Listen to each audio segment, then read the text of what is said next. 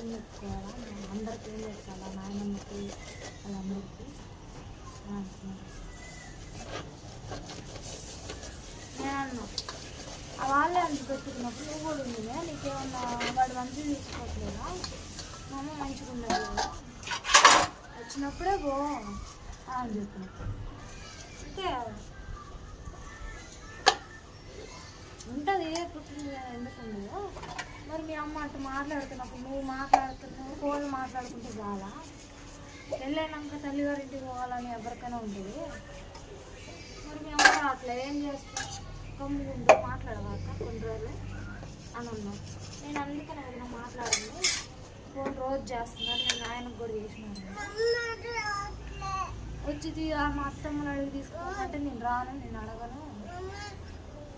ఎప్పుడు చేసినారంట మళ్ళీ నీతో మాట్లాడారంట నిన్న చేసిన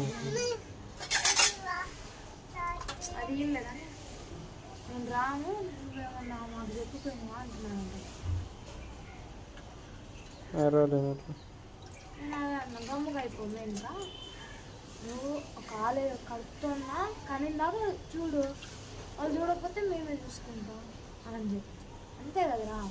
ఇప్పుడు రాజేష్ వాళ్ళ చెల్లుంది, ఎవరున్నారా ఇందుకే నానత్తమ్మది కానీ చూసింది హాస్టల్లో పడేసింది ఇల్లు. ఎవరన్నా చూసారు వాళ్ళు?